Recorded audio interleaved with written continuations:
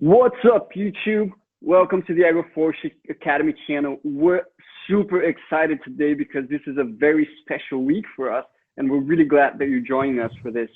So we're releasing a series of 3 roundtable talks that we had with some very cool professional people from Ireland, from Florida, and from the Hawaii. So we had these people over for a chat, and we talked about very interesting topics of agroforestry, and we're releasing that recording with you now live. We're on the chat to talk with you. So this is a very special moment, and it's a special week because we're releasing our Patreon account. We're launching a Patreon account to further our interaction with you and to provide a means for you to support our work so that we can keep on bringing high quality agroforestry training material for you. Ain't that right? Yeah, that's it. So this is going to be the very best way you can support us. You know, it's going to come a long way for us. We're going to get some new microphones, new cameras, new angles. And, you know, it's just going to keep us moving, keep on bringing new content for everyone all around the world, you know, all corners, and helping you guys, you know, evolve and you know, work towards harvesting better crops. That's it. So for you who don't know Patreon, Patreon is a platform that allows people to support content creators. So we're creating lots of agroforestry content, free content, and this is a way that you can support us. So let me show you our Patreon account. So for you to get acquainted with it, this is our Patreon page. So I'm going to give you a brief explanation of what you get for joining us for $7.90 a month. You're going to get some extra stuff. So first, you're going to get 1 week early access to all of our videos. There's already one waiting for you right now that's not available on YouTube yet. You're going to participate in polls to help us direct the content building of our company. We want to provide the highest quality agroforestry training material and want you to help us serve your best needs. And you're going to get exclusive access to extra material besides the YouTube videos. We're going to be sharing some extra stuff for patrons only. So for example, in this video here, the update on the pineapple system, we are sharing a downloadable sketch of the system to help you understand and apply exactly what we're talking about on your fields. So check it out. You've got the sketch with the spacings, with the population that we're using per hectare for each species, and you've got a series of operations that were done. So we're just giving away extra content to help you with your understanding of agroforestry and what we're talking about. This is all downloadable, easy to follow, and easy to revisit if you want to remember something that we talked about in a specific video. So this is what you're going to get. And besides this, there's a couple of bonuses if you join us until this Sunday, the 2nd of August, up to 11:59 p.m. Brazilian time. That's GMT -3. So first bonus, you're going to get on a draw for a one-on-one coaching session with us. We're giving away a 1-hour coaching for each 20 people who join in. So for each 20 people, that's going to be a 1-hour coaching draw, and you're going to participate in that. Second bonus, you will participate in a series of 3 live webinars that we're going to host discussing important topics of agroforestry. So join us now in our Patreon. There's a link, a button somewhere here around the screen. So just join us now before we jump right into our roundtable talk. All right. So without any further ado, let's get cracking with our roundtable number 3 with our friends from Hawaii. That's Rob and Andy CRUZ. These guys, great fruit collectors, doing a great job, great role models for us. And yeah, let's get to know them. Let's get it on. How's it going? Hey, yo. All right, how you doing? Oh, it's still day over there. How good. Yeah. Don't you wish you're in Hawaii right now in a nice day? It's a beautiful one, man. I imagine. Brilliant. Well, you guys, thanks very much for being here and taking the time to, you know, so we can, you know, exchange and get to know each other a little bit better there. Yeah. I'm honored, man. Thank you guys for having us, and You guys have been putting out so much great content. I mean, realistically, you guys are some of the most well-versed people in this agroforestry universe that is on the internet and sharing. So I thank you guys for putting all that out there. I've been learning so much from you guys. Cool. We're really glad to hear that. We're really glad because we've been working hard on this, and it's so rewarding to know that the little that we know that we've picked up, and we're able to share that. We chose to go ahead and bring it to you guys in English, share it in English so to reach more people. And and out here in Brazil already a lot of people talk about farming. Even though it's a small group, there's still where to find information. People are exchanging this, and we felt like the way we can reach more people. And we've been learning so much from you guys as well. We've been learning so much from the guys out in Florida, the guys out in Colombia and in India, and in yourself, so a great journey for everyone. Cool. It's been really interesting to start connecting with people from other parts of the world, because we were mainly connected with people here in Brazil, and then once we started this channel, we started getting people from Hawaii, Florida, California, Ireland. We just had earlier today a talk with a couple of friends from Ireland that was pretty interesting as well. And cool. It was really interesting how we invited Rob. I don't even know if Gennaro knows it, but I think I told you. But we were, talking about doing this series of roundtables, and we were like thinking, who are we going to invite? We wanted to do four talks. And I'm like, yeah. And then Gennaro mentioned, Rob is a good one. I say, yeah, Rob's cool. Let's get in touch with him. So I went into the Instagram account, and then you had sent us a message saying, hey, we should connect more, give us a shout and all that. And said, what? I was thinking about that right now, inviting you. So it was we're in tune, man. Yeah. Although we're on the same page. Many thousands of kilometers away, but we're in symphony. That's good. Yeah. Same way. Yeah. When I saw what you guys were doing, I was like, man, these are the guys. Like, I've been having your guys' videos just play and play and play. And even if I'm not watching, I just listen, because there's not many people that have that much knowledge that are just putting it out there. I mean, I have a very small group of people that I get to hang out with and do this kind of work together, and I'm very thankful for that. But they don't share it out. Yeah, it doesn't go out anywhere, and so to be able to get it out of you guys is just priceless. Yeah. So I appreciate it. Sometimes it's not so pretty. Sometimes we're sharing some of our mistakes.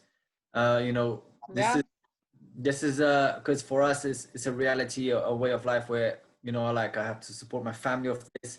I live off the market and sell this stuff. So really we got to make maths, and we got to know how much how much does it pay to do this as well, because it needs to be economically viable. Is one of the, from our principles.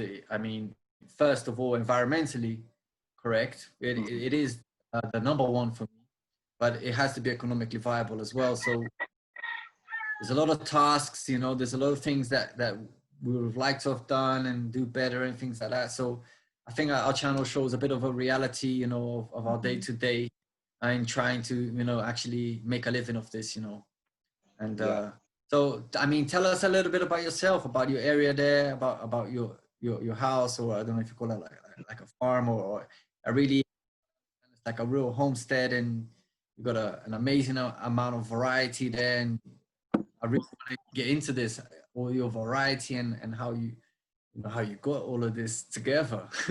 I mean, I'm lucky enough to be a part of a community that's doing this. So, and I mean a community as in like a community of people. We don't all get to live together, which is tragic, but this is just what we have available.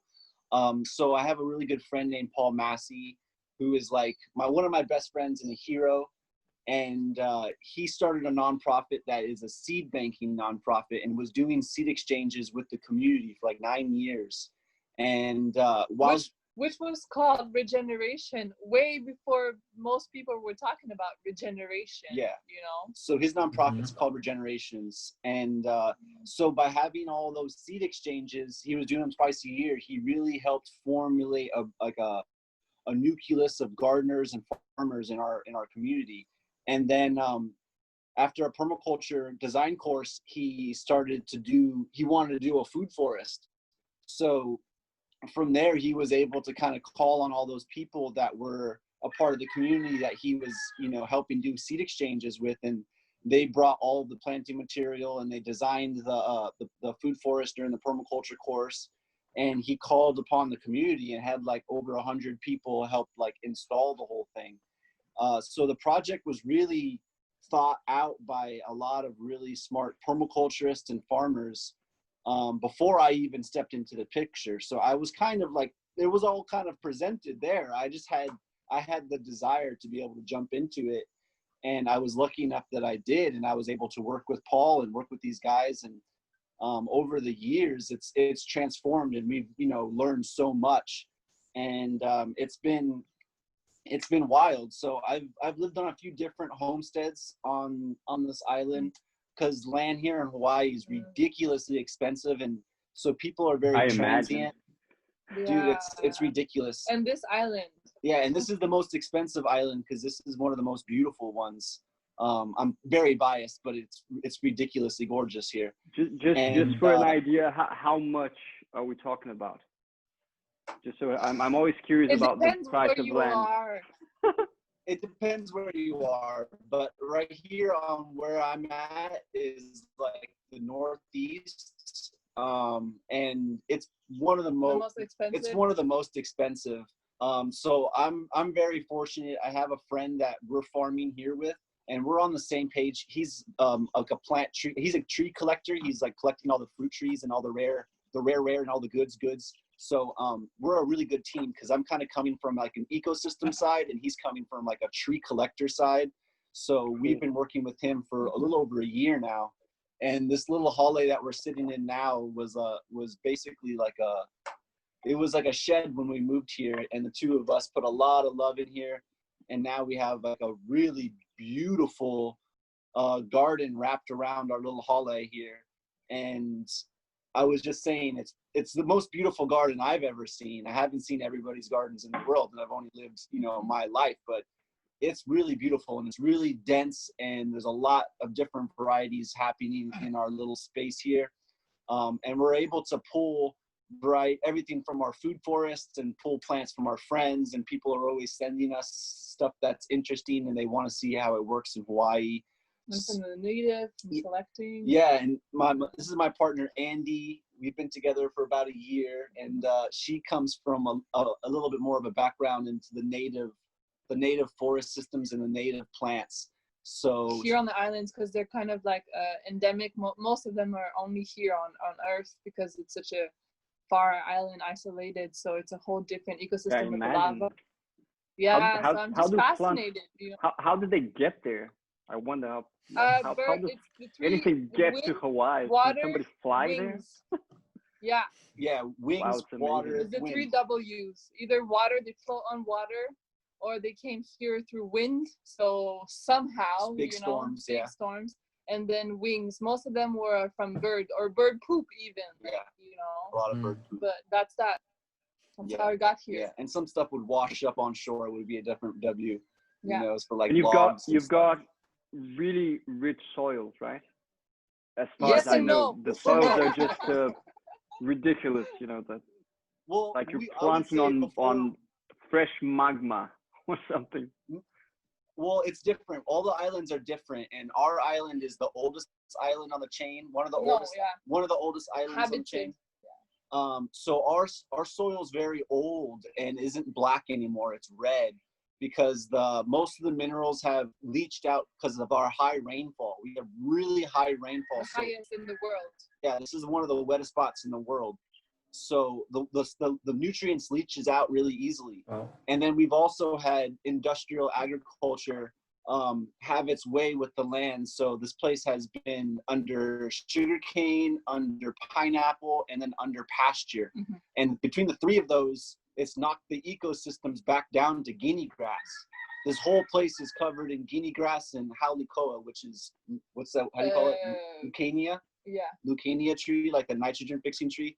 So like we have a few plants that are kind of like run the show here, because everything has been so devastated by farming and by cattle.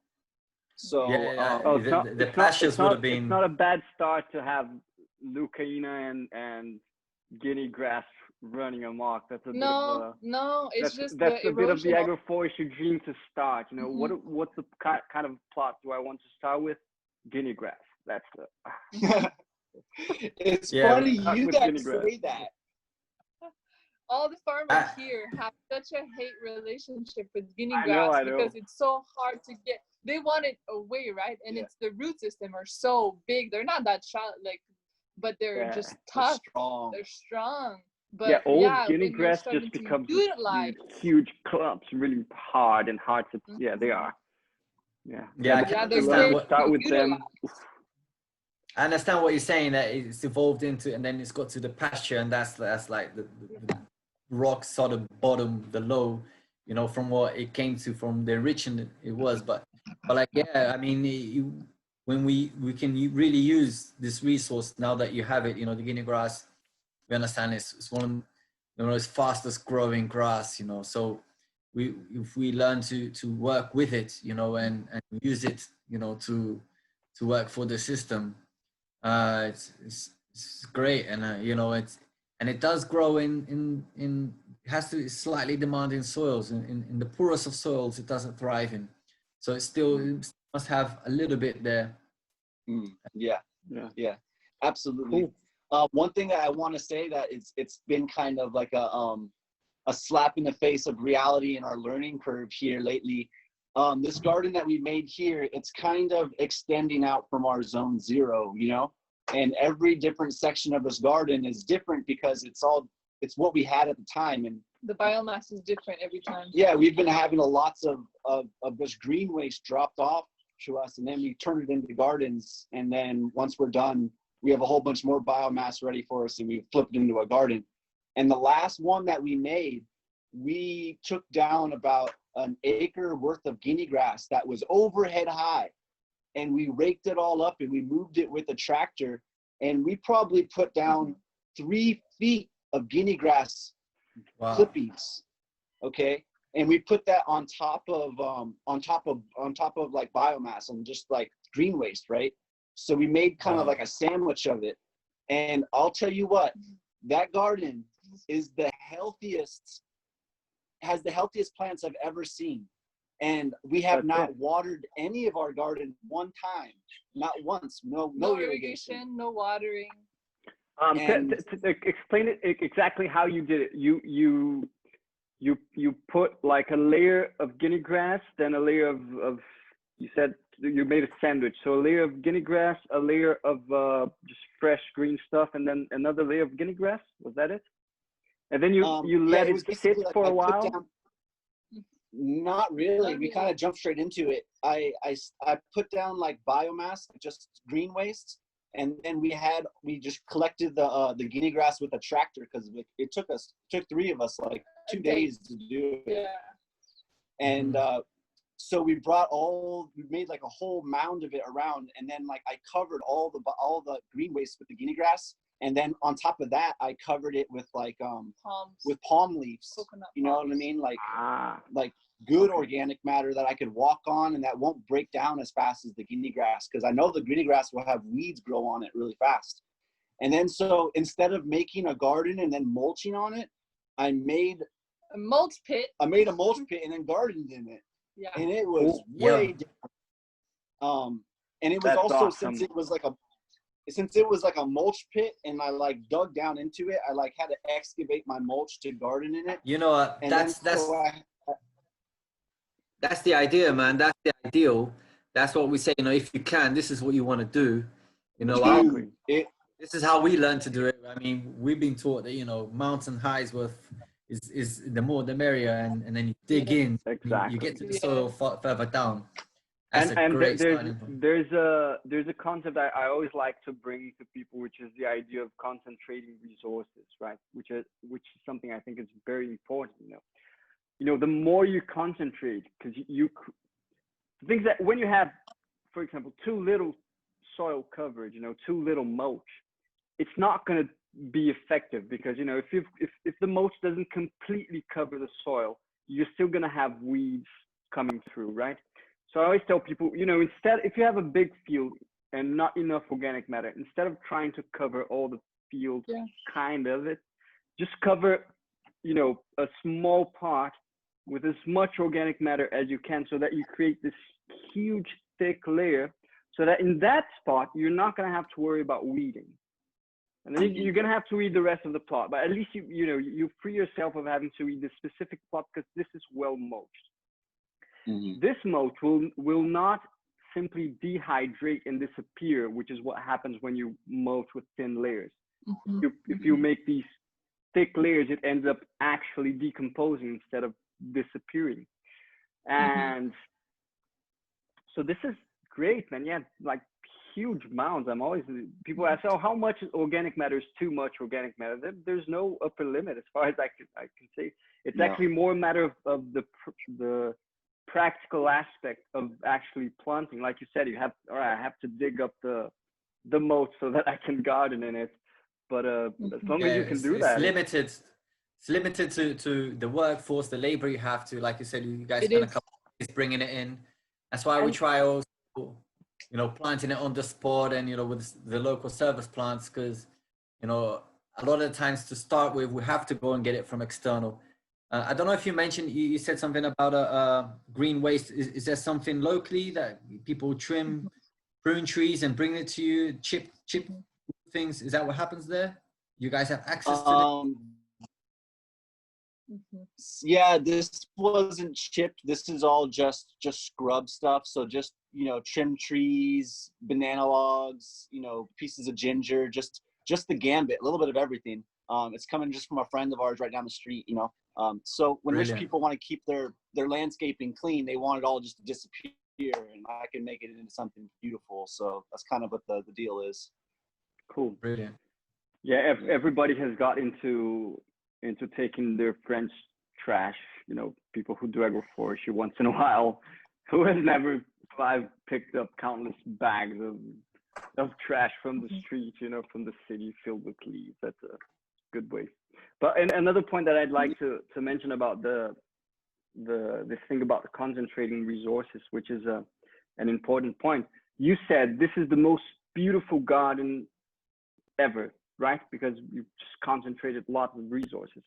And then when you produce something like this, like a plot that's going to be thriving so much, it will become a producer of a lot of biomass as well. So, you know, if you concentrate resources, you produce a lot more resources, which you can then export to neighboring areas. So this is an important concept, right? When people have, of course, you have abundant matter, so you can just use as much as you want. But when people have little, it's better to concentrate a bit, and then you're going to create like this island of abundance, and it's going to produce a lot of organic matter, and then you can gradually export it to neighboring areas. So it's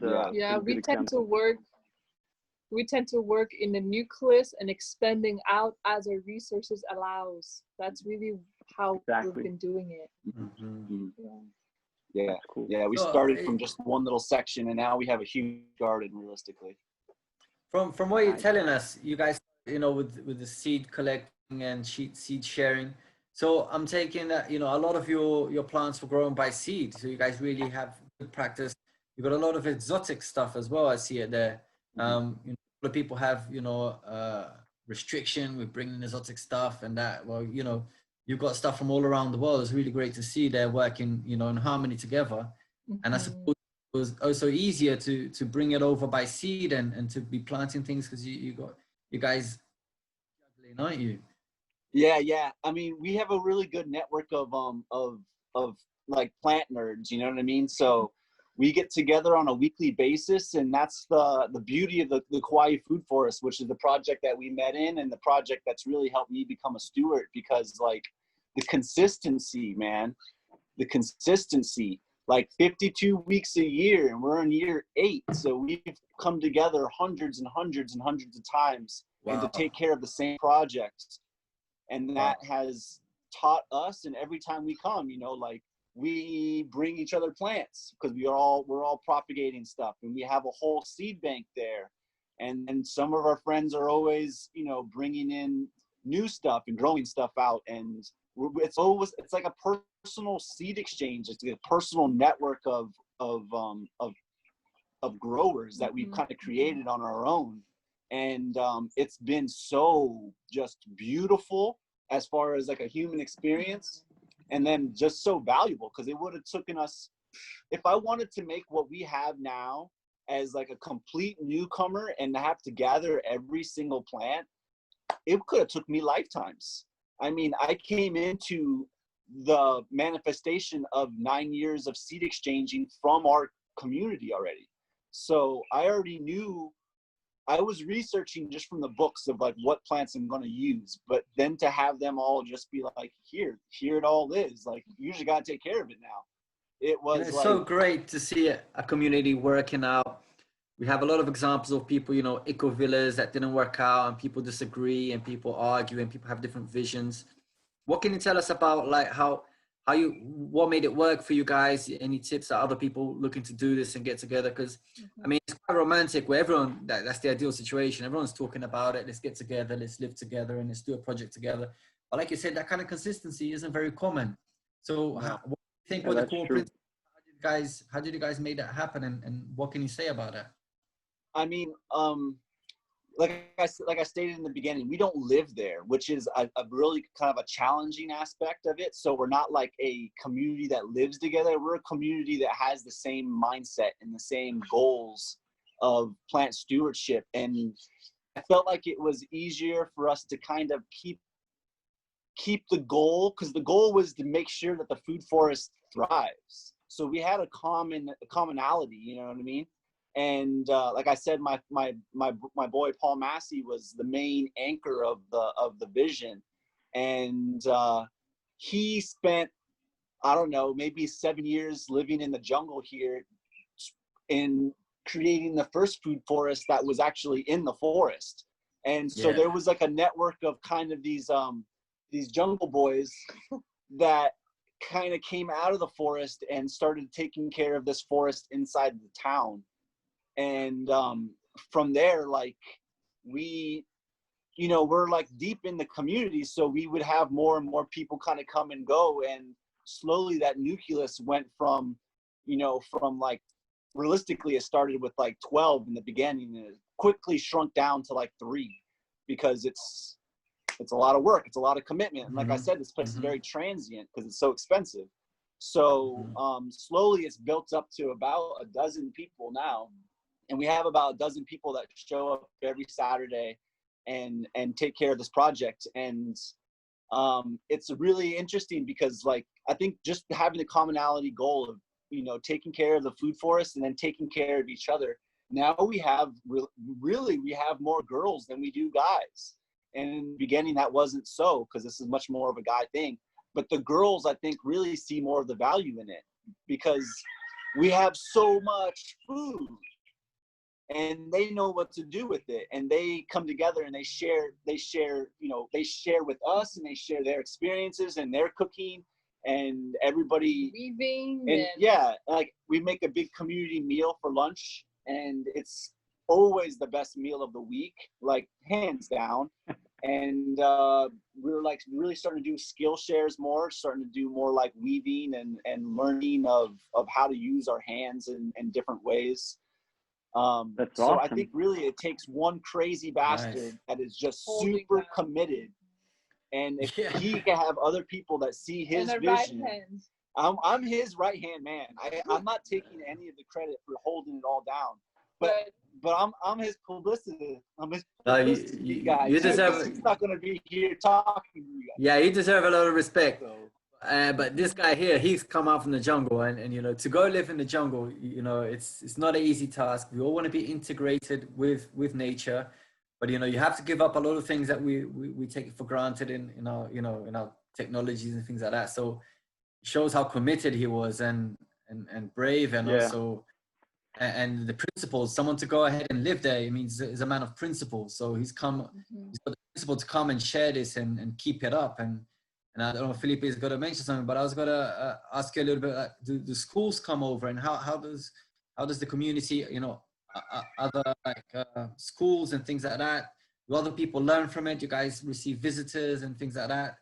So is it helping out in the island as a whole, other than the projects for yourselves and your fulfillment of breeding all these plants?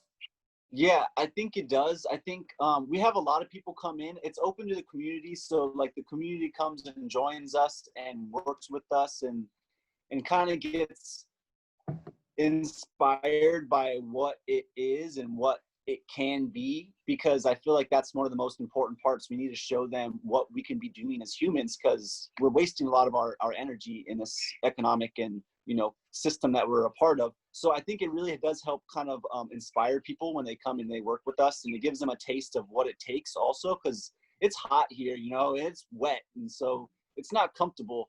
And then relaying into your next question, as far as like the kids and the education part, I really wish that more kids and more schools and stuff would take part in it, but it's so far away from their reality. Like most kids can't go in there and be comfortable. It's too much mosquitoes. It's hot. It's not air conditioned. You know what I mean?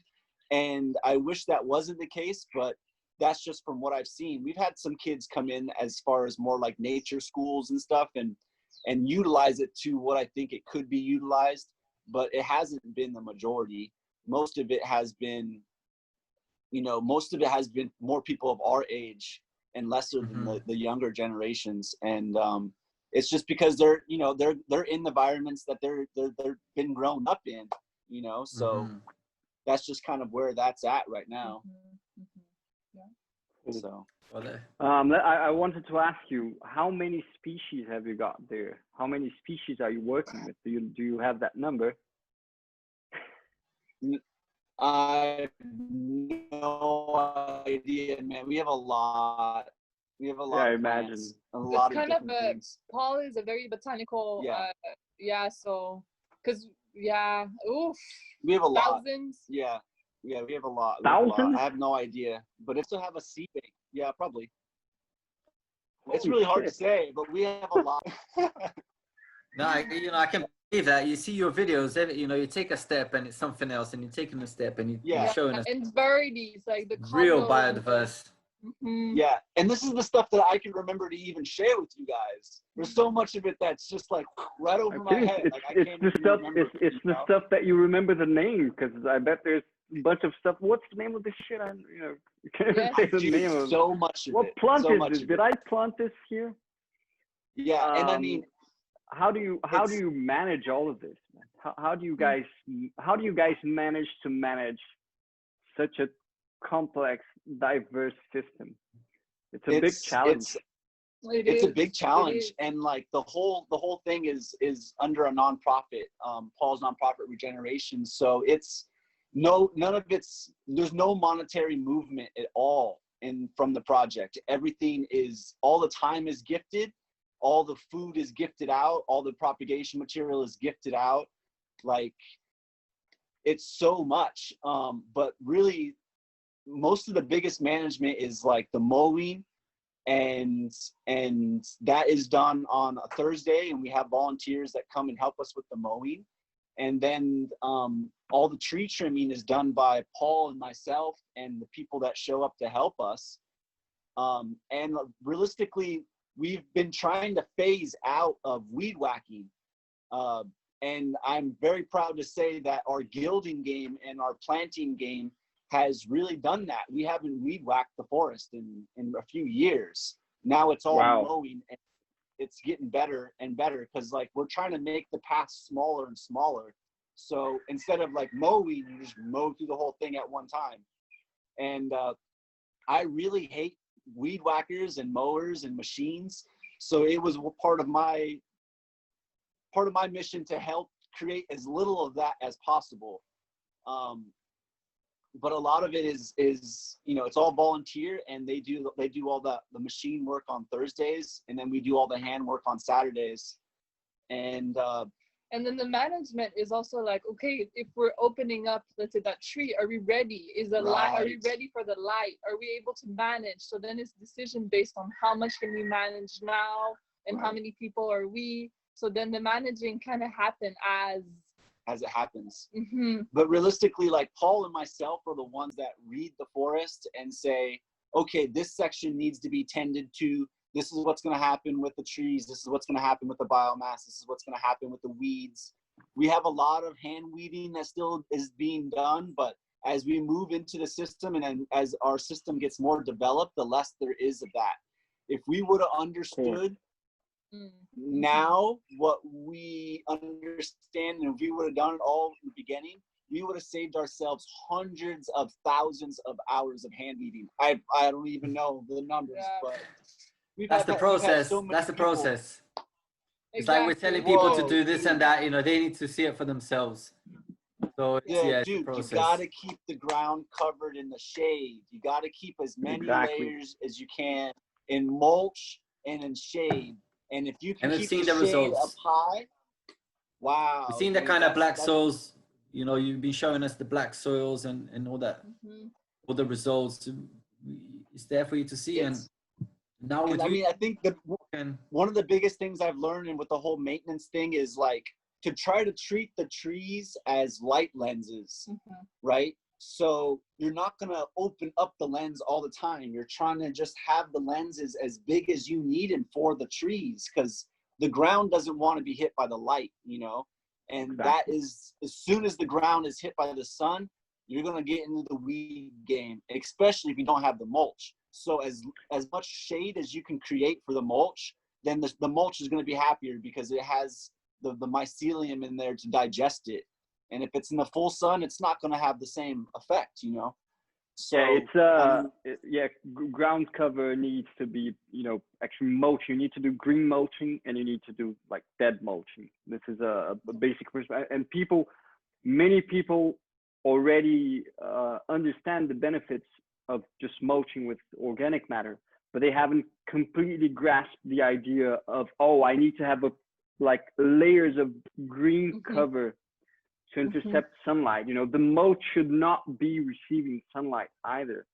And this is, we talked about this earlier today with Paul and Eugene, who joined us for another talk, about how actually the sunlight is a pretty interesting resource, because if captured by plants, it's going to produce resources. If not captured, it's going to have a damaging effect on the soil. So it's that thing, if you don't use it, it's going to ruin your soil. So you need to use it. Otherwise, it's going to hit the ground. And if it hits the soil, it's bad. So it's super important to have this, you know, thick layers of mulch and as much green cover as you can from as soon as you can. This is also something that people sometimes fail to grasp, because, oh, why am I going to plant, you know, annuals if I want to harvest mango trees? Well, because your mango trees, they're going to take, you know, 4 or 5 years to have a decent canopy and actually cover up the soil. And even then, they're not going to be covering everything. So you need something else to be covering. But so, yeah, the idea of having succession of species and short cycle plants as, you know, quick ground covers comes in really handy. So you said that you would, if you had the knowledge you have today, you would have saved thousands of hours of work. What would you have done differently? If you're starting out today. And I mean, it's funny. We're always trying to chew on this and understand how we can do it better. Well, in comparison to what we did in the beginning, was the whole thing was a clear grass field, okay? And it was the water harvesting berms and swales were put in to retain water, and thank God they did. At first I was like, oh, we're just doing this because we're just showing permaculture examples. But when this place gets dried out, it gets dried out, you know? And so to have that harvesting is important. So water harvesting, always important from the get-go. And then what we had... Just tell us a bit about the climate, the rainfall, how it's distributed throughout the year, just so that everybody has an understanding of how that works over there. And how much. Yeah, I mean, do you know how many inches or anything? In Cambodia? Yeah. Because the island in general, north to south, you'll speak more about the food forest, but north gets the most, and in the center of this island, Kauai, is Vai Ale Ale, which is the water that never stops. And so it's the wettest spot on earth. And so from the center outwards, you go like it's exponential how less you have water at the coast. So there's that. And then from north to south, it's same thing. So north is the wettest, west side is the driest. So you have that. So we're kind of north and a little in between, closer to the coast, but not that close. Yeah, we're pretty close. So we're having a lot of rainfall. What's the in the name winter. of the city? What's the name of the city that you live in? We're in Kilauea. Where you? Kilauea. Let me see if I can find some data. How do you write that? And then so we have a dry season, which would be our summer, and then the wet season is our winter. And we've gotten a few really good rains in the summer right now because it was getting really dry. But in general, that's our seasonality. But the berms and swales, though, as far as like trying to get that water in there, is super, super valuable. But what I seen is what we did in the beginning is we laid down cardboard over the whole thing, because this project's really unique since it's all volunteer and nobody lived there. We have to make it as little maintenance as possible. We have to be able to turn our backs on it and not come back to it for a week. So it's really, it makes all your decisions be based on that. This isn't like your front door garden, you know? So we did the whole thing in cardboard, and then we had sweet potato as the ground cover, and we had cassava, pigeon pea, Cispania, sesbins, Glaracidia as like our main fast growing plants that were taking up the space. And then we had a whole plethora of fruit trees. Wow, that's nice. And what we didn't do correctly is we didn't put in a permanent ground cover in the beginning. And what we didn't understand was how much pigs love cassava. And sweet potato. And sweet potato. And so once we had like an abundant amount of cassava to the point that we didn't even know what to do with it all, the pigs were like, I know what to do with it all. And they just took it all out in a matter of like a few nights. So wow. Wild pigs. Wild pigs, yeah. So they flipped all that. Yeah. So they flipped all that and exposed all that soil to sunlight. And then we were running around like, what do we do now? Like we had this place kind of under wraps because we had enough shade. We had the whole thing cardboarded. And then after they finished the cassava, then they ate all the sweet potato. So there goes our ground cover. And we were like, oh shit, now we're in and they leave and then all the holes in the soil. All the holes everywhere. All the holes. Everything that was holding down the ground just all went exposed. A complete opposite. And then so after they ate all the sweet potato, they found out that they really like eating the bugs under the cardboard too. So they wrecked all the cardboard too. So that blew holes in all of our strategies right there. You know what I mean? Yeah, you've done a great job in creating food and in you know, planting food and creating life in the soil and you know. We were you're raising pigs. You're raising pigs, man. You're not producing cassava. You're just raising pigs. We were raising pigs for a while there.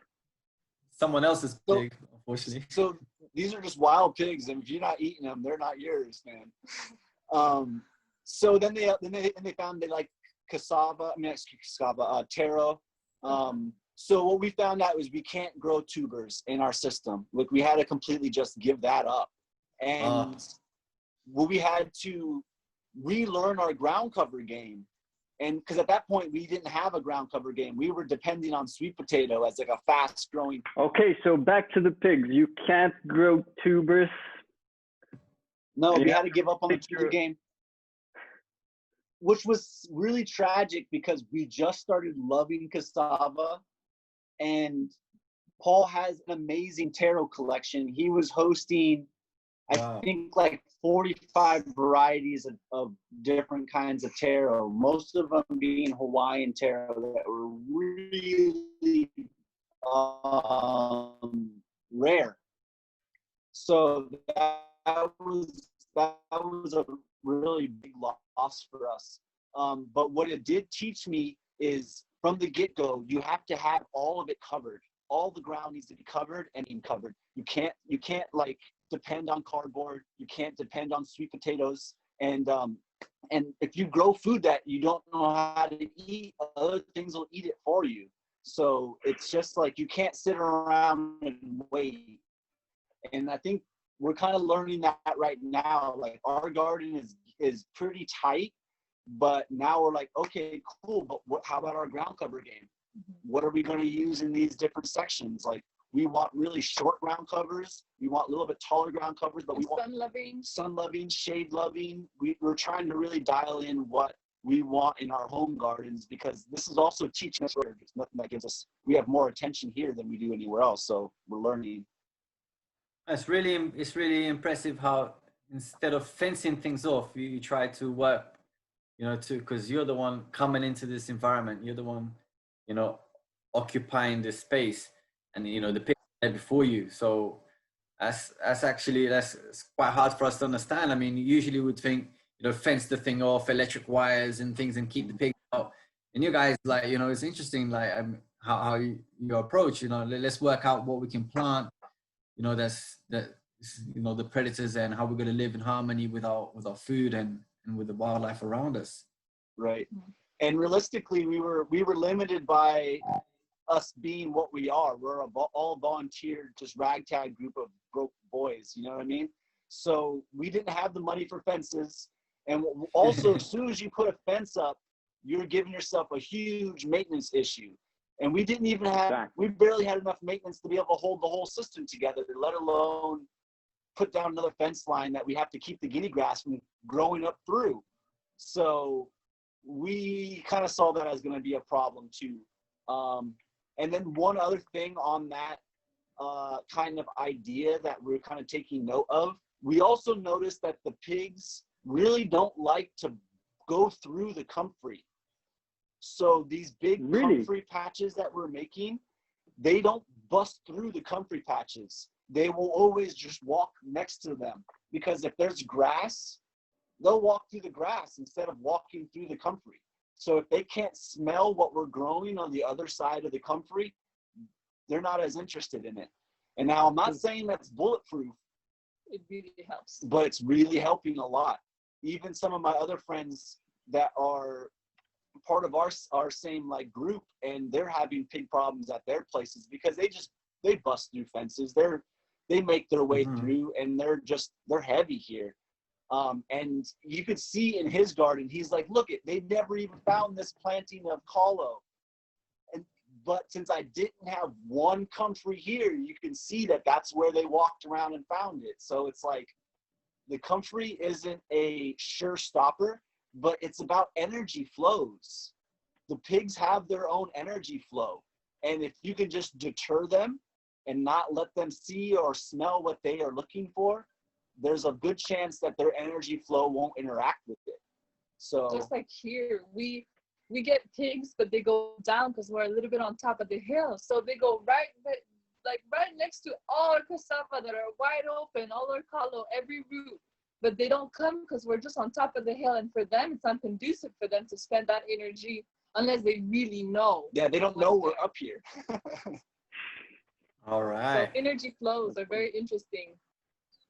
And what have you been, which species have you been considering as potential and like the optimal ground covers that you've been experimenting with? We're still learning realistically, but I would say that sisu spinach, that Brazilian spinach, I don't know if you guys call it Brazilian spinach over there, but that is one of them that I don't even know what it is. Really like. Andy's actually gonna go grab you guys a piece. So that sisu spinach, perennial peanut, we didn't have that going in the very beginning of the system, so we only have like a little bit in the forest now. And then here's another one. Yeah, so the here's spinach the is sisu great. spinach. This is great. I mean, not only will it feed you, you can walk on it. You can't abuse it too much. And is this Brazilian spinach? Yes, sisu. I don't know and that. Then this is another one. Excuse me? I don't know that plant, although it's called Brazilian spinach. Do you know it, Janaro? No, I've never. No, not that exact variety. You know, So varieties. I'm looking it up that we on the use. internet, you know, getting some decent pictures, but nope, doesn't ring a bell. yeah, Sisu also is the other name for it. But this one is really important. You guys should start experimenting with this one. We don't eat the leaves raw. We steam them or cook them. And since they're kind of leathery, they don't just disappear when you steam them. They actually kind of Stay crunchy. They don't just don't, you know, like they don't just disappear, which is great. This is another one. Excuse me. So this one is called Cambodian Cilantro, and really aromatic. This one smells great, and it grows for maybe about a foot and a half, in the shade. This one's better in the forest. It's not so much better in the sunlight, but really beautiful, smells good, and is really nice to walk in. I feel like it holds a lot of moisture. What's it called? What cilantro? This is called Cambodian cilantro. Vietnamese cilantro? It's one of those two. I think it's Cambodian, but it might be Vietnamese cilantro. Oh, right. I know this one. Yeah, I know. Okay. This one smells great. Cilantro. Oh, no, wait. Yeah. This is, yeah, cool. And then, you guys plant it by seed or do you propagate it? All these by vegetative cutting. Mm-hmm. Yeah, I don't have any seed. Yeah, I think this one that you hold is Vietnamese cilantro. Vietnamese? She was right. So. She's right. Because apparently Cambodian cilantro is one that all the leaves, they come from the ground. It doesn't really produce a stem. At least from Google. Okay, cool. Yeah, I really like this one. It smells great when you walk on it, which is a nice feature. Yeah. And then Okinawan spinach. And then Okinawan spinach, I feel like is a good kind of like a higher ground cover, more of a ground filler than a ground cover. Yeah. Because it can kind of get big, but you could also walk on it and it'll hold the ground really well. And you guys are probably familiar with this one. I've seen this one do really well, and Florida's really sandy, so it's good to see it be able to go in relatively poor soils, you know. So cool. What about comfrey? Have you never tried using comfrey as a ground cover?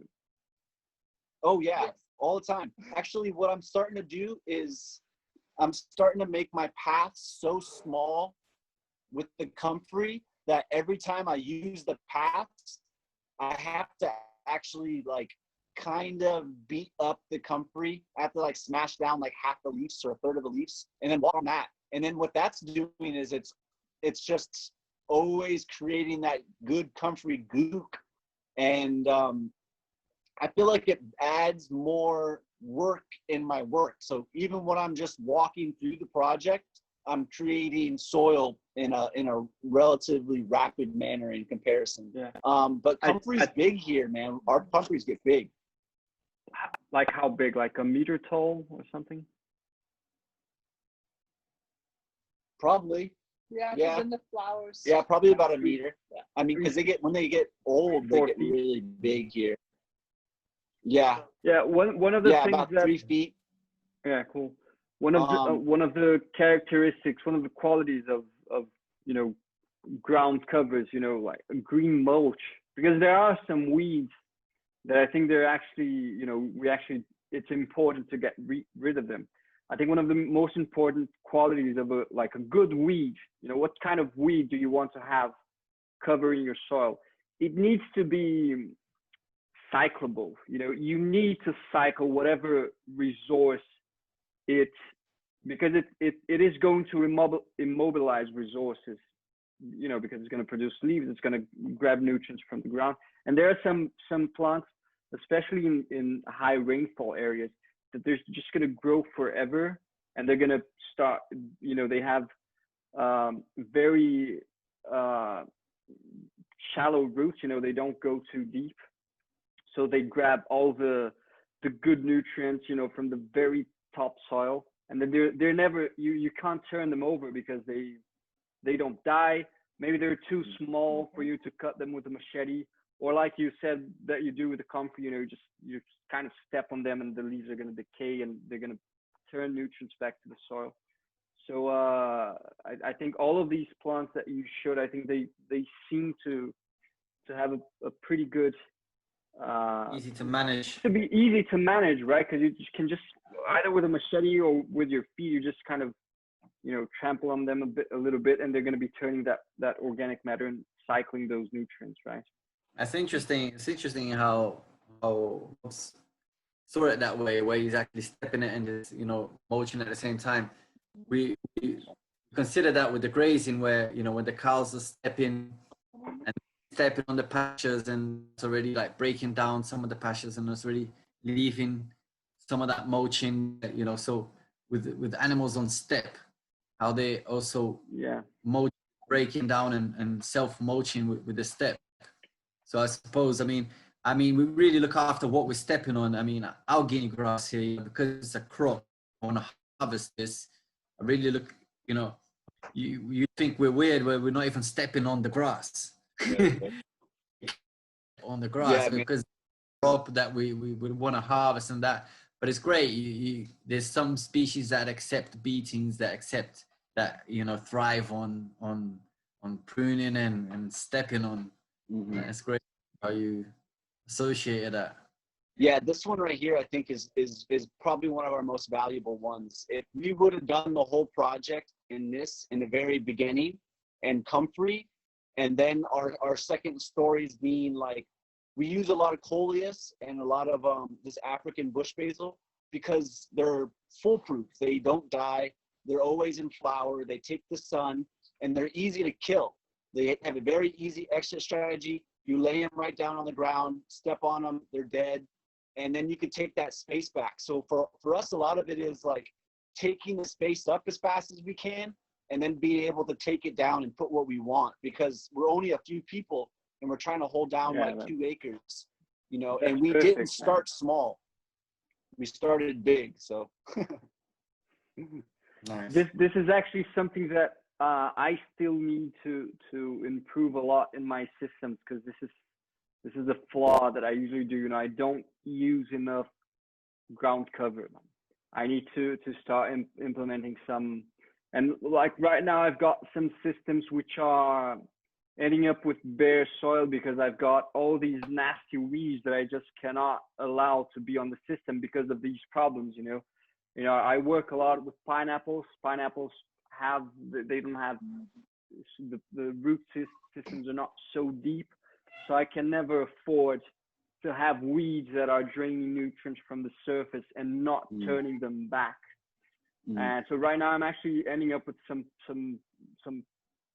places of bare soil because organic matter here just disappears completely because we get a severe drought.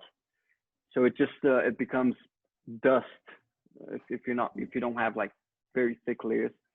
So I need to start experimenting more with some ground covers. It's gonna help out a lot for sure. Yeah, I've seen them grow pineapple with this one particularly, and really beautiful. Maintenance free. I wouldn't say maintenance free, but pretty damn close. It helps so much. I don't know how hard pineapple is, but Sisu and pineapple grow really well together.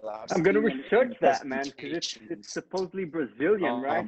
About this plant right here in general, I mean, in particularly. And then this is actually it's a big one for us. This is a big one for us. Brazilian spinach. This is one of the most important plants in the food forest. I spent a few hours propagating this yesterday because I don't have enough of it in my garden. Brazilian spinach called Sisu. I'm gonna see if I can get a little gathering for me real quick. Yeah, check it out on the internet. If not, I could ship you some. But you guys are in Brazil. There should be something over there. But, yeah, I mean, it would make sense. It's like I can't get Brazilian spinach from Hawaii. No, it's wrong.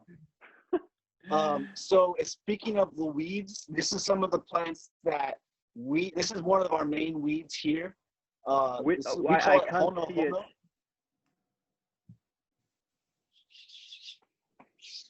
So because actually this is called your video froze.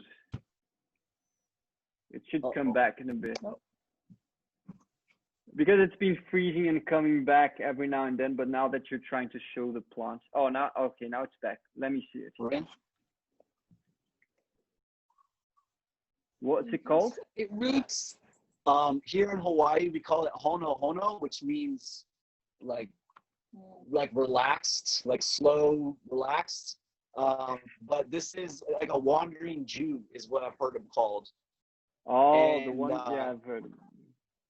Yeah, so isn't it a Comelina?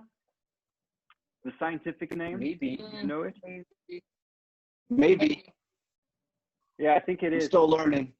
That's what I'm eradicating from my pineapple plot. Okay. Now. So same. you know, this one's a beast. Yeah.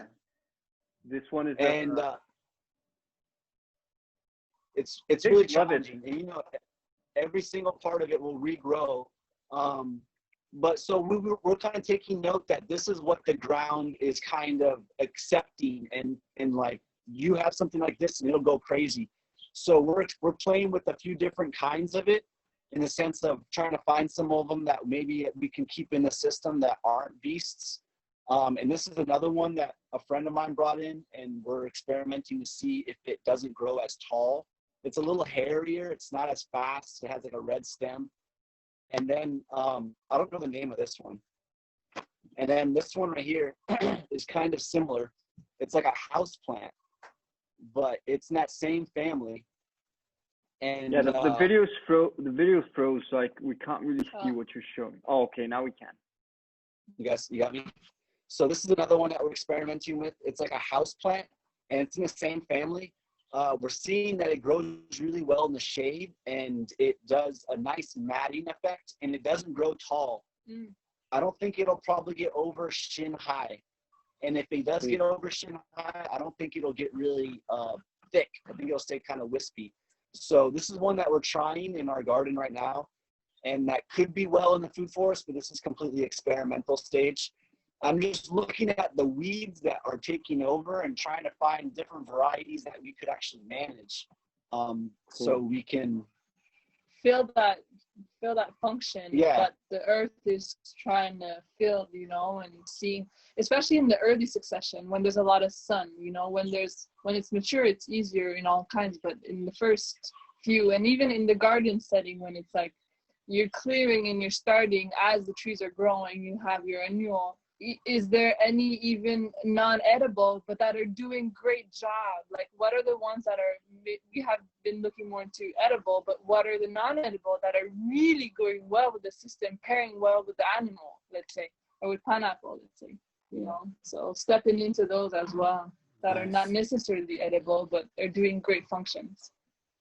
Exactly. This is something that sometimes people have a bit of resistance, right? Like, why am I going to insert a plant that I'm not going to directly use, right?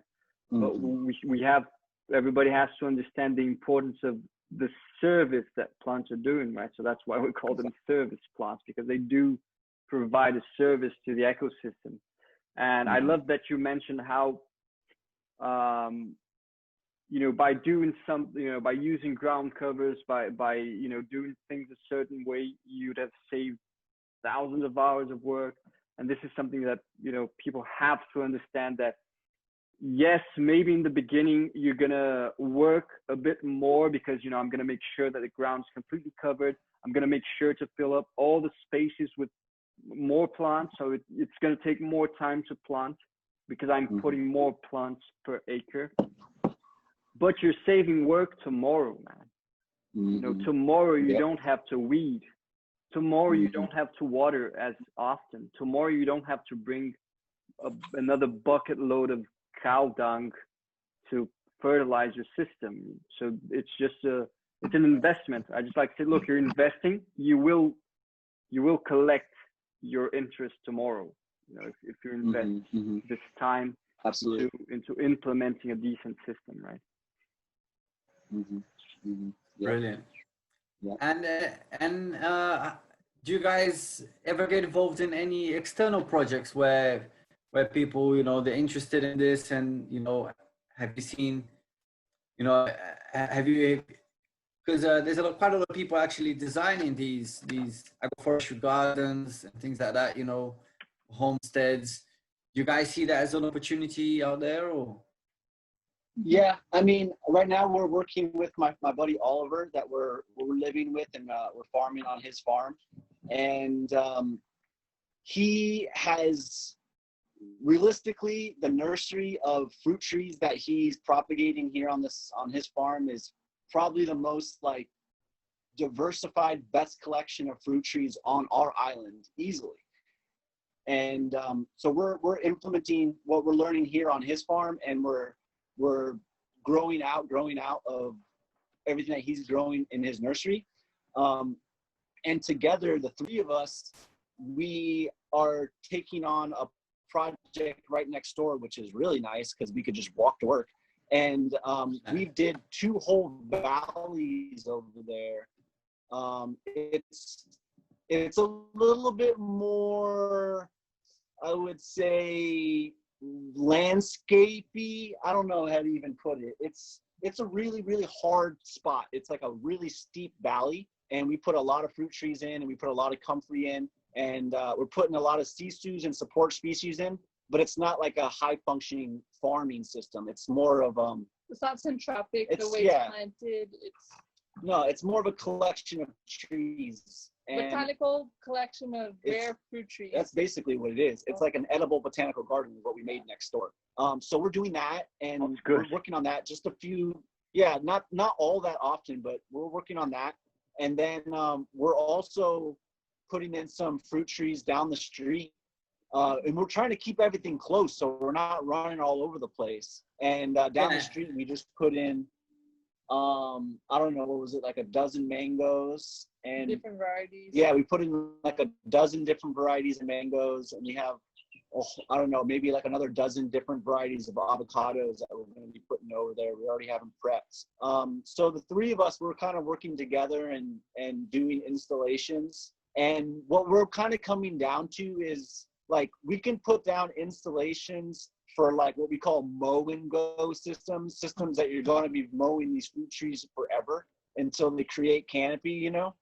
But to like make these agroforestry systems, you need those people to be stewards, and you need them to understand what you understand, because if you do the work for them and they don't have the understanding of the plants and the sun and the water and the relations of everything, it won't happen without you, you know. So I think right now we're really trying to find our way to be able to be effective at making stewards, making people to have that kind of mind frame so we can work with them effectively. Because I don't want to take care of other people's land for them. I wanted to teach them to take care of their land, you know, because there's only a few of us realistically. And we all have land under our feet, and like the water is a collective resource that we, you know, all those collective stewardships, and then our own, like, where are we sitting on, and like, can we steward that land so then whoever children who come yours are then have good healthy land with healthy soil, and can have actual food that nourishes, so that people is like, we're actually kind of bringing together in these times like our thoughts about how do we bring that forth more and better, because we can't make someone want to do it, but when someone is ready to do it, what is out there for them to be able to step in there. Yeah, it's great. So we want to do more. We're just trying to really find out how to be effective, because I mean, to hold down these systems is so hard. Well, first of all, it's great it's all local, because you know, you're enriching your ecosystems around you, and then together you create a wider, you know, a greater ecosystem as a whole. So it's great working with people around you, and it's also it is important to, you know, once you implement, you plant a new plot, and you follow up on it, and you give the people the right assistance. But yeah, it's great because they're close. They can come by. They've got someone to inspire to. They've got places where they can come and see. You guys are close by, and that's key, you know, when you've got good neighbors. And so yeah, great, you've implemented the plots there, and it's really down to the interest as well to be in touch, to be visiting, and you guys interact. It's such a benefit. I mean, I'm so lucky where one of my teachers live a road down from me, just the next road down, you know, in this rural area, but the next road down, there's a Citrus Semench, which is, you know, they give courses. They got like 700 people going through there. I've done about 15 courses there within the first couple of years I was around. So yeah, it's really nice influence to have good neighbors. You know, it's really nice. Well, you've got like in your hood, you've got other people doing it, and they can come in and change and swap. It's very effective, very nice. You know, it's been really great to see. I mean, that's really inspiring how, like you said, you haven't got, you're not working on your land as such, but you've gone out there and you've made a difference, and you're planting with no excuses. So many people have that excuse where I haven't got my land and I wish I was doing this, but that, you know. And when you've really gone out there and you've dedicated 8 years into this project, you've gained all this experience, you know, you really like mastered, you know, so many aspects of the game, you know, in this time, and you can only learn through practice. So you've come a long way. You know, it's really inspiring to see people, you know, not giving excuses and actually planting, making partnerships, you know, and making it happen for real in practical ways, you know. Thank you, bro. Well done for that, man. And that's it. Because I mean, when we have people live in a flat, they've got no excuse. They can plant in the windowsills. If you've got a meat square, you can plant there. You know, people full of excuses. And you've gone out there, you've made your partnerships, you know, and all that I just said. So the people watching, you know, there is no excuse. You know, you can be planting in your schools. You know, if you've got nowhere to plant and you want to contribute, you want to do your part, go into your children's schools, you know, do a project there, do it, you know, in the communal streets, and go plant on the streets. You know. And I mean, you're taking it to the next level. You guys, 8 years or 9 years, you know, 52 weeks a year, you know, building on this, and it's amazing to see. I mean, I personally, we're all beginners. I personally don't know 80% of them species that you present, you know, so I'm learning that. I mean, you guys, you know, have lots to share. Yeah. What do you have a favorite plant in your plot?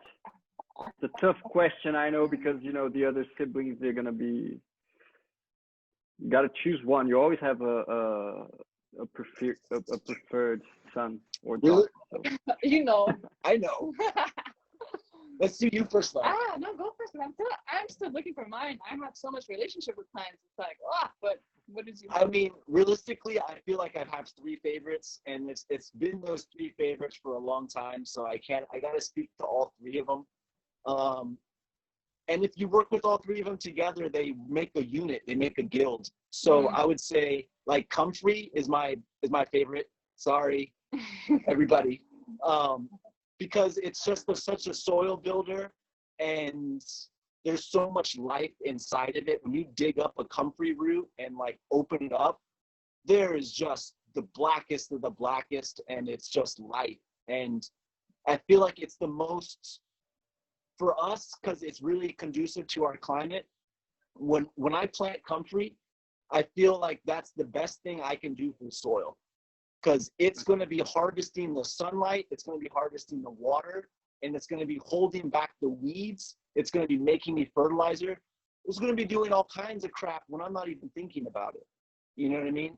So it's making my life better. It's making the system better all the time. I would say second would be bananas. Yeah, I mean, I have 3 because it's my 3. I got to have 3. So bananas, because they feed you, they feed the soil. The roots are amazing. Nice to work with. The roots make so much biomass. They make the soil just. And then I'm Latin also. I'm Puerto Rican Dominican. So like, I love plantains. I love cooked bananas. And that's like, I feel like I have bananas in my bones, you know? And then the last one would be pigeon peas, gandure beans, because it's just, it'll do it anywhere. And it provides so much good shade. And I feel like that was one of the plants that was my first like ally. I'm like, look at this. I just spent an hour planting pigeon peas. 3 months later, I don't have to take care of that spot anymore. It's completely shaded out. If I go in there and spend an hour just cutting and trimming, I can totally make that into a complete ecosystem. So between the three of them, with just those 3 plants, I can create ecosystems, you know, Yeah, and build that's a soil. great selection. That's a great selection of favorite plants. Yeah, we use And those will feed use me. comfrey so much here in Brazil. We should be using it more because it is a powerful plant. It's not very common here. We should definitely be using more. If you Yeah, guys have the water to use it, What? if you have the water. So I was just saying, I have no experience with comfrey. So, Okay. water for it? Yeah, do you guys have any other at all? Have you seen it around? Yeah, well, I've seen it around, but I just never planted it myself. But I've always read a lot about the benefits of comfrey, and it's just it's incredible, you know, the amount of nutrients that it has in its leaves, and the taproot of that plant is, I've seen a taproot of a comfrey, and it's like, I don't know, like 1-2 meters long, and I'm like, what? Like this kind of it looks like a bit of a, you know, like a vegetable, right? Just a bit like a big vegetable, and it's got this huge taproot, and I was like, wow, amazing plant. But it's I think I never got around to actually using it because it's one of those things that you don't see around. So, you know, it just doesn't cross our mind. But I'm gonna try to order some seeds or some seedlings from the internet, because that's definitely a plant I need. You know, we need to have it around. You know, we need to be using it because it is an incredible plant, not used enough here in Brazil. And it's used for animal feed also, isn't it? It is. It is. A few things about comfrey. First off, back in the days, I heard a story about the gypsies. They would buy all the sick animals from people, and they would take them back, and they would have them grazing on their comfrey patches until they got really healthy, and then they would go and sell the animals back to the towns again because they have so much minerals in them. Wow. Well, I need to get into that. The comfrey root, I had a soil scientist come to the food forest one time, and he was collecting compost samples from all the farmers. And I just happened to show up at the same time as him. We had no coordination. But so he pulled samples from all of our trees and our mulch pits of like the oldest parts of the forest. And I gave him one like finger scoop of comfrey root goo.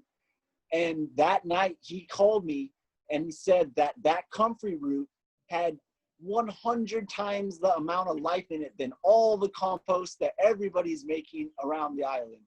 He said that everybody was in there. He said what his words were something like, the martini drinkers to the bar flies to the Budweiser boys, everybody was inside of that. So like, we need to get our hands on that. How much life there is inside of that, it's concentrated by like almost nothing I've ever seen. Yeah, no need to make compost, just plant comfrey, right? Basically. That's where I'm at. It makes compost. Yeah. And it's for you, like, since you have dry season, like here we see when we planted in our winter, in our wet season, that's when we propagate everywhere and transplant, and then they get established, and then they're happy, and then they can sustain the drought, but they're not a drought-loving plant. No. So really hard to transplant and get going in your summer or your dry season, if ever. Yeah. Also. At this point, I don't even call it winter. It's comfrey planting season. How cold does it get there? How cold does it get there? How cold? Cold. Oh, in the 50s, 40s, 45. I have no idea how much is 45. Let me figure out. It's about like 10 degrees Celsius, or like that's the top. That's the top on the night. 15 degrees Celsius. Oh, yeah, that's the coolest. It's kind of like here, yeah. But there's a difference because our wet season is during summer, so it's the opposite, right? We have we're gonna have to work that out. A dry winter and a wet summer, so we can probably plant comfrey during the end of the spring, and it should probably work out well, I guess. And the comfrey it's a perennial, right? It just goes on forever. Yeah, I've noticed it will stay in the forest until it gets shaded out. All right, so it will Great. remove itself once it doesn't belong there anymore, shaded wise. Mm-hmm. Right. Yeah, I'm gonna Which is order some perfect. comfrey now. Yes. Definitely. Yeah, it's a big one. And as Yeah, far man, as for propagation, if you propagate it from seed, it takes a long time. If you could propagate it by root division or crown division, you're gonna have it a lot faster. So try to buy roots. Or a whole plant. If you can get yourself a whole plant, you can divide it in 3, 4, however big the root is, and then start from there, and then dig it out as soon as it's I found ready. one here, but they're selling one seedling for 40 reais. It's like $7. That's a lot of money. Yeah, For us, I could send you guys some. I think the shipping from Hawaii must be really expensive, man, because you can only use like the 3 W's, right? So either you got to throw it through the wind or ask a bird to take it, or just throw it on the ocean and hope it gets here. We were talking to Matthew from What's Ripening, and yeah, for you guys it seems quite like it's a no-brainer. I'll ship it to you, and people shipping like banana pups and things like that. He was selling banana pups to Alaska, and I was like, "What? You're selling banana pups to Alaska?" So like, you guys yeah, I'll ship it to you. For us, we're laughing like, but you guys are serious, like. Yeah. Shipping things here in Brazil is pretty tough, man. Especially where I live, because I live in a small town, you know, like 10,000 population. The mailing doesn't it's really just work. really expensive, man. Everything. If I want to send something to the town that's like 70 kilometers from here, it's really expensive. It's ridiculous. Okay. All right. Yeah, I'm gonna. We might work something out if we can't. But I think you will have to ship me some comfrey seedlings because I can't find anything else, man. I'm really looking for it, and it's. Yeah, I'm gonna figure it out. You give me your address, and I'll get it to you guys. If it works, you know what? Because you know, I'm really keen on animal feed. Animal feed as well. You know, we have a poly farming system here. You know, we've got the chickens, we've got the pigs, we've got the horses, we've got the cows, and I'm really keen on finding, you know, effective, high value animal feed, and that it serves well for that as well. So I need to get that in my arsenal as well. Yeah, we definitely need to bring comfrey. From what I read a book on comfrey, and they said that before the Industrial Revolution, all the animals were powered by comfrey. Huh. Oh man, you got to do a video on this, man. Just a second. The meeting is gonna go down again, so I'm gonna create a new one, just for you to know. Okay. No, but you can keep on speaking. We still have a few seconds left. Okay. Babe, you have on comfrey? On plant? On plant. That would be my one. I thought about banana. It would be banana. I would. No llama or ohia. Ohia is what I was gonna say. Then the rest is native to here because the first tree that grows straight after the lava stops is Ohia lehua, and it starts from pure volcanic rock and starts the breakdown into soil, and that's like the ancestor of this land. So for me, I want to bridge the food forest and the agroforestry. Cool. The three of us. Yeah. So what's the name of that plant that you said that colonizes lava? Ohia. OHIA, Ohia lehua. I'm researching everything that you're saying here. Yes. It has bright flowers. Yellow is rare. Red is common. More so. Reddish. Sounds really exotic.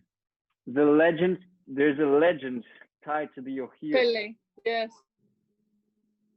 Yeah. The legend is it was Ohia was put into a tree, and Lehua, his other half, his partner, was sad that they were separated, so she was put as the flower. So it says that when you break the flower, it starts to rain because you separated the lovers again. That's why there's so much rain out there. Oh yeah, Yeah, by the but way, I looked it up. It says that it's 75 inches per Okay. year. So that's In like kilowatt. 1,900 millimeters. It's decent amount of rain. Yeah. Cool. Yeah. Yeah.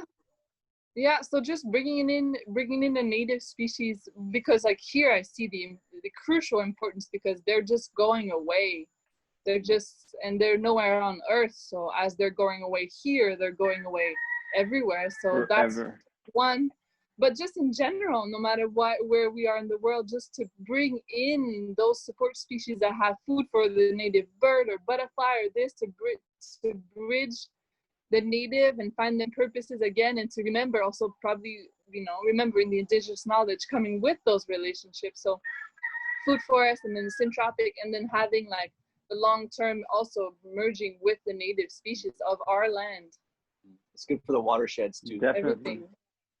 So. Nice. Yeah, Ernest, he brings a very, just a simple and interesting concept that I heard him talk about it one day, which is the concept of adopting species. He says, look, once you start working, the birds are going to start planting, every animal is going to start planting, and you adopt these species.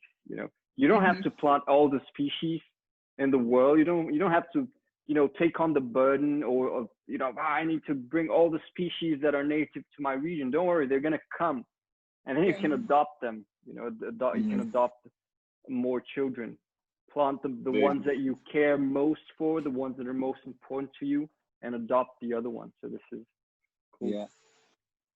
So you both mentioned bananas. It's obviously one of our favorite plants as well. You gotta love bananas, right? I mean, bananas are just it's just amazing.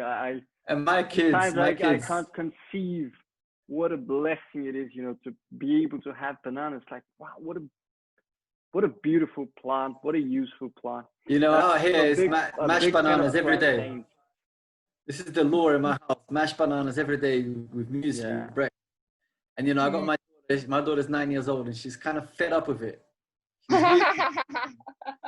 But in the same time, if there's no banana, she'll go crazy. So she's just like being fed up because she's just like, moaning at me for that. But take the banana away. They can't live with it without the bananas. They can't go for a single day. Right. Love it. Gotta love bananas, man. And my 2-year-old son as well, he's like, banana, I just want banana, man. Banana. You have to love it. We take it for granted. I was thinking of what was my favorite plant. And then you guys said bananas, like, yeah, actually that's got to go right up there straight away. Such a hard question, isn't it? I went deep. It is, especially for plant nerds. I've been falling in love with. I've fallen in love with prickly pear. In the last year. Oh, yeah, prickly I noticed you have. Prickly pears. It's just incredible. It's incredible. It's it produces. It can produce as much organic matter as guinea grass. I tell people this, they don't. Yeah, 400,000. 400 tons. No, 400 tons per hectare of green matter per year. Yeah, it does take longer to be able to produce that, right? Because guinea grass in the first year it can produce that amount. But prickly pear, a densely planted prickly pear field, once it's mature, meaning after a couple of years, it can produce that amount. They're really heavy. Really heavy. It's pure water. It's pure water. So it's you're basically irrigating your system. So it's amazing. And since I have the place where I'm at right now is pretty interesting because the average rainfall here is 1,200 millimeters, which equals let me convert that to inches. That's like Us stupid 47 inches. Americans. That's 47 inches Yeah. per year, but it's completely erratic, right? It's not. It's not guaranteed that it's gonna fall during these months. So, for example, last year we had 900 millimeters of rain, actually 840. And this year we already have had 1,000 because it hasn't stopped raining since February. So it changes a lot. So I have to contemplate the possibility of going like a whole year without proper rain, because it's happened before, like of a year having like 100 millimeters, 200 millimeters of rain. So this is something important for my system, for risk management.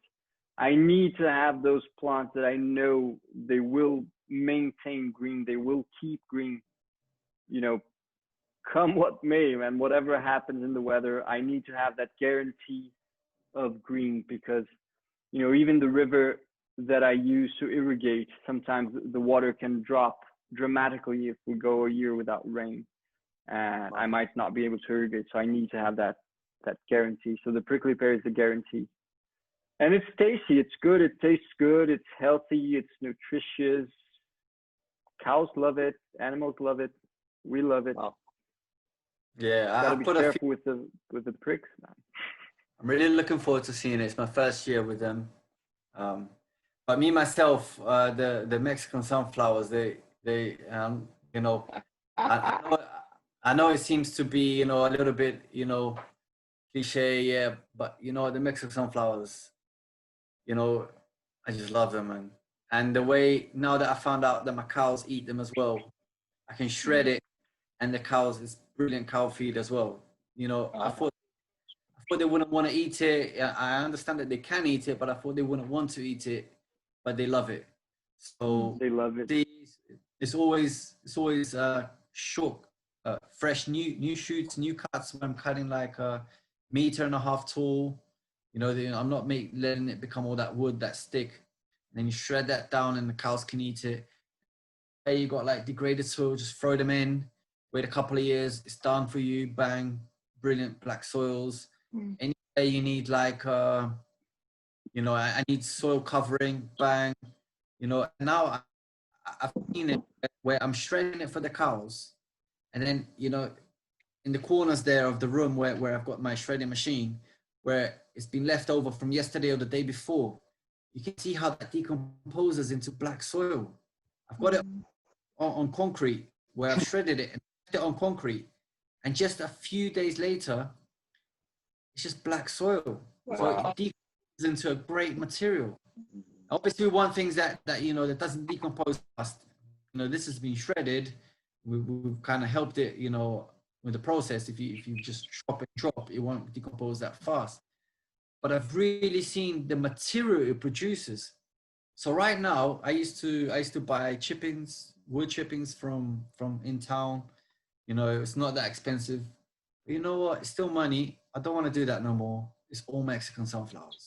So as far as I'm concerned, if I need to cover my soil, initially, you know, when you plant, you know, we're talking about veg. I'm not talking about chop and drop for forests and, you know, layers and that. I'm talking about, you know, when you plant your vegetable beds and you need that first initial, you know, you've got nothing else. Your jack beans, your pigeon peas, you know, they're still gonna come. So my initial soil coverings, it's just gonna be the Mexican sunflower. Yeah, the Mexican sunflower is really good because it decomposes so quickly. So it actually acts as a fertilizer for vegetables, which is a really short cycle. You can cover it with chipped Mexican sunflower. It will just release tons of nutrients. It's got a really high protein content. You know, it's like 24% or so. So it's over 20%. And a high protein content means a high nitrogen content. So I'm completely convinced that plant does, you know, associate with bacteria to fix nitrogen, although it's not a legume, because it makes no sense for it to grow so fast and to have such a high protein content if it does not fix nitrogen. It needs to fix nitrogen in order to grow so fast like that in poor soil. So That's a definitely must. It's a brilliant plant. How do you Chicken guys love it too. Chicken love it. How do you guys see the Mexican sunflower over there? Because here it's very badly thought of. You know, it's like invasive, and everyone's so scared of it, and that's just natural. That's normal. That's what we're used to. But you know, some of my friends, they'll be like, anyone talk bad about the Mexican sunflower, he deserves a slap in his mouth. Don't you dare say any. Realistically, for us, we really haven't harnessed the full power of it. We have it in our system, and I think it got there on accident, and we didn't even know what it was until we like researched it. And we've moved it around on accident numerous times because we have all these volunteers that will just cut it up and drop it someplace, and then boom, we have a whole another patch of it growing. So it's challenging for us because every stem that will hit the ground will regrow. You know what I mean? Here. So because it's just so wet. So the only way that I've seen us utilize it really well is by just taking all the stalks and putting them in a drum of water, and then they turn into really good liquid fertilizer. Very bacterial based, very sweet. Oh, you nice. can smell the sweetness. It smells like freaking kombucha, and that's how we utilized it. And like I was saying, I have, yeah. But what I I've knew seen you would is have, man. You look like the person who would have. I'd have tried it too. I'm gonna try it actually. Now that you mention, I've seen it several times. The Mexican sunflowers remove its, you know, very afraid of it. It's very vigorous, but I've seen it firsthand. It removes itself once it's been shaded out. So, you know, it's not so much of such an understory. It really doesn't thrive that well in a shaded environment, you know, full shade. It's still half shade, it's still half alive, but it's not posing that much of a danger, you know, it's not that vigorous when it's not exposed. So very vigorous in plain new soils, in plain degraded soils where there's nothing else there. It really takes up the whole lot. But it does get faded out, and when you know when you're true to your system, where you've planted enough stories and you've planted a real forest, you know what we're saying.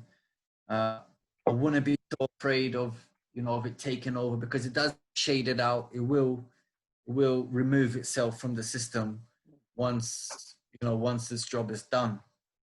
it makes makes great starting mix for vegetables as well. I spent quite a bit of time, you know, having potting mixture just made of Mexican sunflower, pretty much. You know, I'd shred it and then just stuff it into a black silage bag, you know, let it sit there for like a couple of weeks, you know, airtight. It would just decompose and become potting material. Perfect. And then I just fill up the trays and plant my seeds. There you go, the black soil just straight. Exactly. A couple of weeks, 2 weeks, you have black soil for your seedling. Incredible. It's incredible. It's an amazing plant. Wow. I have to love it. If only I could eat it. Cool. Well, you can make kombucha out of it. You know, well, you can. Rob tried it already. It sounds like. That's nice. If you say that, then it gives me more confidence to cut it and to place it under really dark spots, because then it probably won't have the vigor to regrow either. Mm-hmm. Exactly.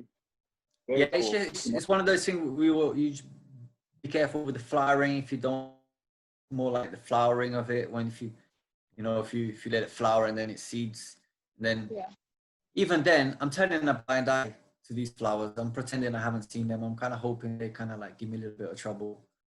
When I found out that the cows eat it, man, I never have enough of it, because I got those cows in. It does maintain green in the drought if you prune it at the right time. If it's freshly pruned, it re-sprouts in the drought.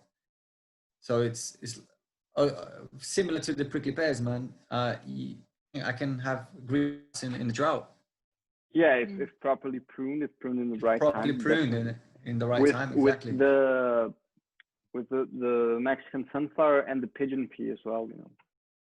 If pruned in the right time, it's just going to regrowth. And I was really chuffed you mentioned you put the pigeon peas up there with one of your favorite plants, because it's got to be in the list as well. It's got to be in the list. Yeah, Absolutely. Yeah, I've seen people using Mexican sunflower as hedges in pasture land. You know, so you'd have the pasture, and then you'd have these rows of Mexican sunflower densely planted, and the cows, they would trim it like a hedge. It looked beautiful, man, because it was like this short, like 1.5 meter tall hedge, perfectly trimmed by the cows, and they would mostly eat it when they lacked grass. So it's just beautiful. Very cool. Very cool. Yeah, we planted a hedge of it down in the bottom of the property right here for a big privacy hedge. Because it's kind of like one little spot that you can kind of see everything in the farm. So that's what we went for, and it's coming up. That's the only one that I have planted here so far. But now that you said that, I might bring up some up here by the garden and start using it for a windbreak also. Yeah, that's a good idea.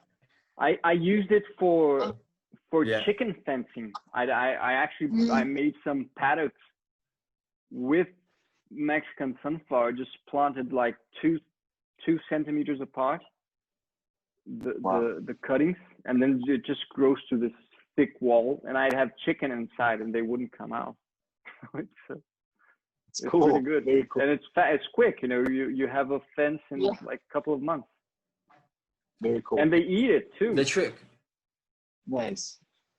I've had like 7 days old chicks.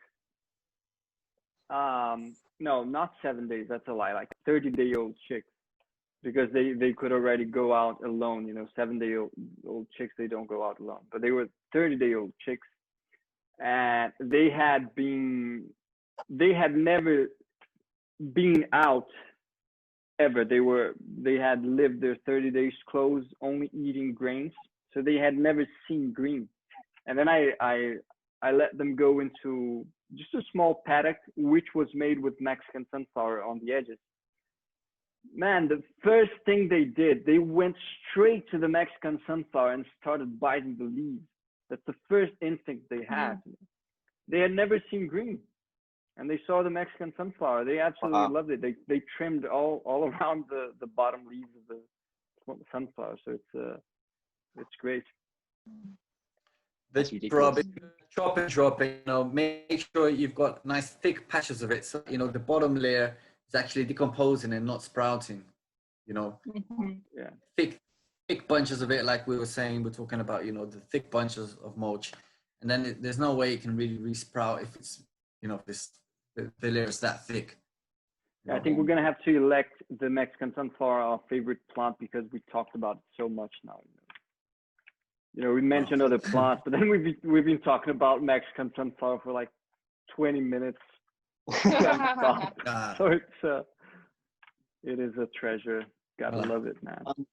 I'm happy to hear you guys speaking up for it. There's not many people that protect that plant. Guinea grass and Mexican sunflower. I'm glad you guys got them in your corner. Yeah, it's usually the plants that people hate the most that are the best, because they're the ones that are able to thrive in the poor conditions that our soils have. This is another topic that we talked about earlier with Paul and Eugene, which is, you know, all the soils of the world are degraded, man. This is like everywhere. There's no place on earth that the soil hasn't gotten worse, you know, in the past couple of thousand years. And so we need to figure out what plants are actually able to thrive and to do this job, you know, to provide this service that we need them to provide, because we need them to be intercepting sunlight, mobilizing nutrients from the ground, getting water, you know, putting all this together into organic matter, you know, associating with microorganisms. And some plants, they're just more efficient than others. That's how it goes. You know, Guinea grass is super efficient. Mexican sunflower is super efficient. Leucaena is super efficient. Eucalyptus is super efficient. And so people hate those because they are more efficient than the others. So they end up taking over. And it's, I don't like the term invasive species. I prefer the term opportunistic species, because it's not like they're invading anywhere. It's just, I like to think more of like the environment calls them. It's not like they're invading. No, they're being called. It's the call of the efficient species. So they're called somewhere fulfill its because purpose. there's a job that needs to be done. They are the ones that do the job properly. So it's we need to use them. If we learn to use them, then we're in heaven. But we need to learn how to use them, because they're not easy to work with. You need to put them in a system that's easy to manage and all that. Absolutely. It's what the soil's crying for, you know? You gotta let it have it. Just give it to it. Exactly. And use it. Use it. Oh, speaking of, this Hono grass, when we were out camping out in the jungle, me and my boys, we were all collecting all of our food. This is the best tasting green in our garden. Yeah, it tastes pretty decent. I eat it sometimes. It's good. Like, you steam them up and you get really nice ones. It's pretty good. It's pretty good. I was really impressed after pulling out thousands of pounds of them. We could have been eating them the whole time.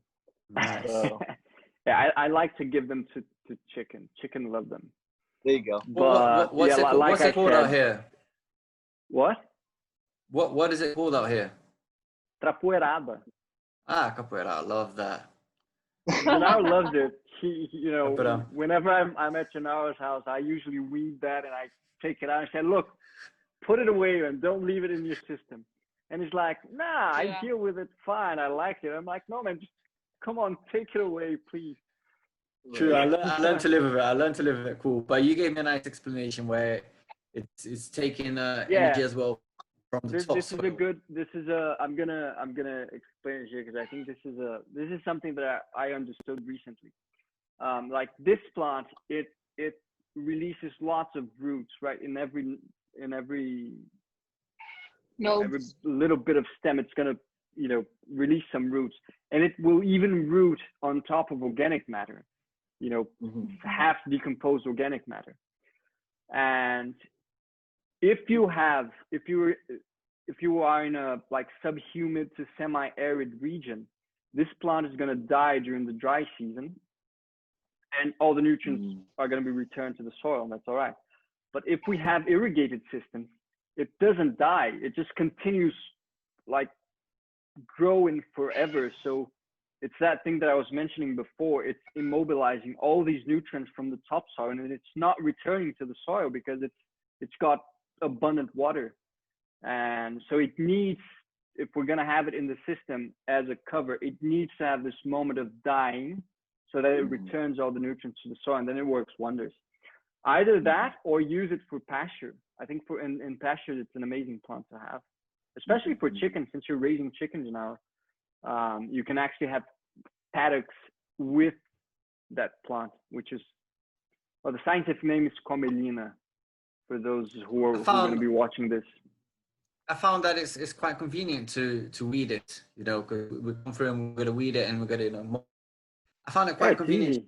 Where you can just pull it in, it just comes a whole bunch and it comes together. I find it quite nice. It's not hard. It's all the things that you need. You don't need the machete to go in and cut the roots out, and when you rip it out, it doesn't come very with simple. soil.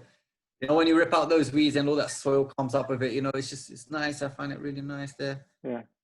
I have the way I use it is I usually, when there's too much of it, I just weed it and I just keep them in my hands until I've got a bunch that I can't add anything more to it, and I just hang them on the banana leaves and for them to dry out.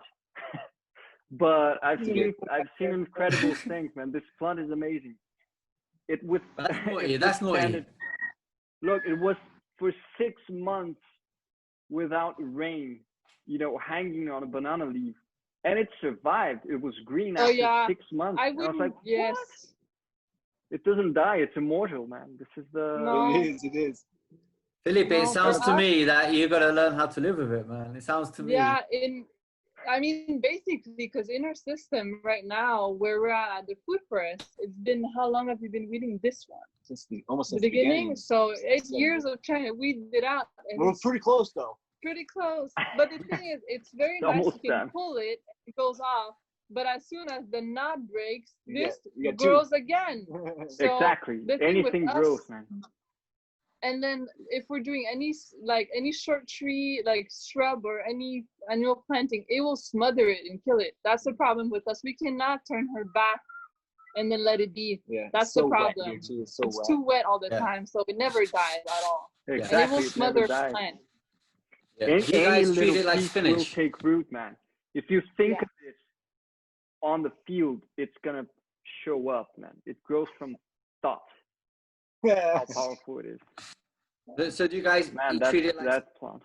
much? Do you eat it that often where it's like spinach to you? Or not that often? No, I've only eaten it out when we've been camping, because we had a lot of beautiful specimens available and we were hungry. I use it as medicine. We use it as if you get any stung or any mosquito bite, we chew it and put it on. I use this as medicine in the Oh, forest. that's Nice. good But to it's know. just when we're weeding, it's muddy, and then we put, so we just put it all in the pile away. But sometimes I go, yes, you've been eating it. I've been putting it into our food. I've been eating it. Oh, that's gonna make it easier to end it. You can just harvest instead of weeding, right? Yes. I like to say, you should harvest rather than weed whenever you can. Yes. Instead Yes, of weed, absolutely. harvest. Nice. Well, before we close this up, guys, I'd like to show you this a little walk of my garden real quick and show you this section that I'm talking about, because I'd like to show you something real quick. All right, baby, Do it. man, this thing. Flip it around. Can I? Yeah. There we go. All right. So first I wanted to show you this section. This is like the first section that we made, and it was kind of like a semicircle here. And I want to show you this okra. This is not the same one that I have over here, but look at this okra plant, and the leaves are pretty much destroyed.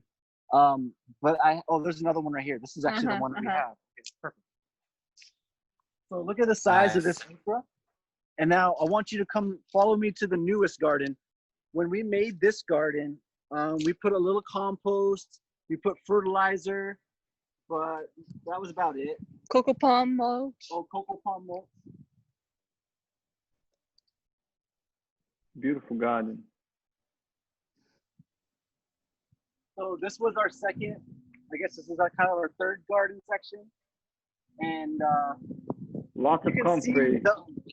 the okra is kind of a good example because it shows you like the vitality of the soil. So kind of bigger leaf. Look how tall the plant is. Okay. Now look at this one over here.